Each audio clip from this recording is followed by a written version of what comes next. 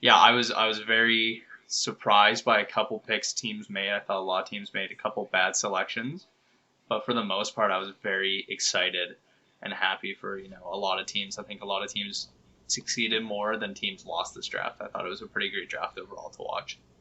I think we can all agree that the biggest loser of this draft is Montreal, just without Yeah, big any L. research into it Oh or yeah. anything. I mean, talk about a low move. I mean, the guy even said, "Don't draft me," and you take him with your first pick in the first round.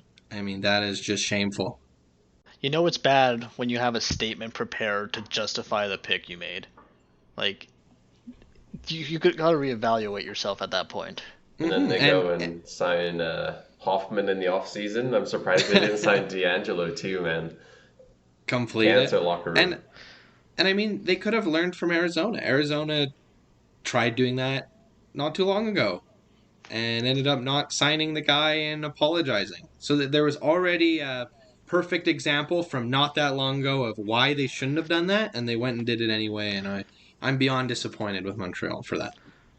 Yeah, and even in the Arizona case, like I obviously heavily critiqued Arizona when they did it, but the difference with Arizona was that was their fourth round selection. They lost a bunch to a Taylor Hall trade, and then they lost the rest of their picks to cheating. So the mindset with the trade there was that they wanted to get the highest skill guy. The reason why the kid was still there was because of the allegations, but he was a second round talent. So from Arizona's point of view, they were getting the best talented guy they could get in a crappy year. It's not at all okay, but I understand their No, logic. The Canadiens, he wasn't the best kid on the board still. There was no. 20 other kids I would have taken before that guy, before the allegations. And just like his attitude and everything, like absolutely like if we want to talk, losers of the draft, we can talk about, how Edmonton really misfired, how Detroit might have stumbled a bit, but end of the day, loser by far is Montreal. Montreal's absolutely the biggest loser, but let's talk about some of those other losers. Because I think one loser that I think a lot of people forget about is Ottawa fumbling their 13th overall pick or something like that. 10th The overall. Tyler. Oh 10th. yeah, 10th overall, right? Sorry, Tyler Boucher. Like, I even get the idea of like, if you like a guy, you take him where your pick is. You don't trade down and risk losing him. Buffalo did that, taking Isaac Rosen 14th overall when he might have been available in the 20s. But Tyler Boucher wasn't projected to go until like the fourth or fifth round, and they took him 10th overall.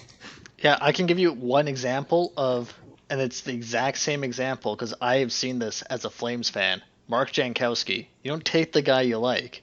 You gotta look where he is everywhere else, too. That's important. That pick there, just brutal. He's a slow skating power forward with not a high ceiling for skill, and he has injury problems. He only played 5 games this year in a league that was open all year round. Like this has Oh, just been good. a brutal selection by Ottawa. And if you look at their entire draft too, like the Senators just kept missing. Like every guy they drafted was like 3 or 4 rounds above where they probably were going to go had they not taken them. So I just think definitely like biggest losers of the draft, the Ottawa Senators by a mile. Didn't the Ottawa GM just get an extension? He He did, yeah. just got an Yep. Look at extension. that. Great job. Ottawa, like before they blew it up, were one of the best scouting teams in the league. They were so good for late round hits, Mark Stone and all that. There's been a change in their scouting, and it's really shown. Like that was just a brutal pick. Another one that I really want to highlight is Edmonton trading. I believe they traded down, The and 20th they pick. did, yeah. yeah, they traded the 20th to 22nd, and the 20th pick was used to take Jesper Wallstedt, who is going to be like the next greatest Swedish goalie of all I time. was going to ask you about that because I remember when we were watching it, I'm not super familiar with a lot of the names, but you were kind of surprised how low he went in the draft. You Yeah, thought he was going to so get taken a lot higher. I had him in my mock draft going 6th overall. Yeah. Oh, Like wow. this kid, last year before his draft year when he was 16, was playing in the SHL, which is the Swedish hockey league.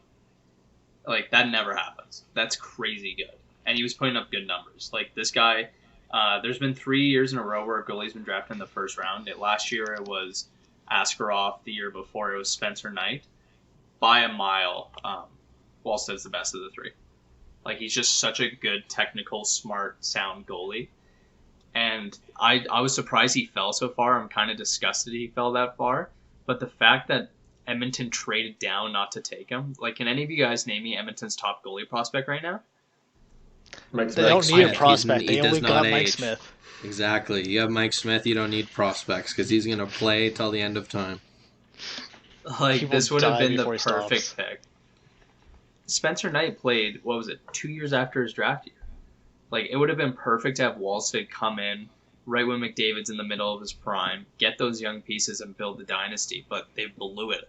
And they traded down to take Xavier Bourgault, who's a good player, but he's no Jesper Wallstead. Yeah, that was a pretty big fumble. Yeah, I would say Edmonton, Montreal, Ottawa, biggest losers of the draft.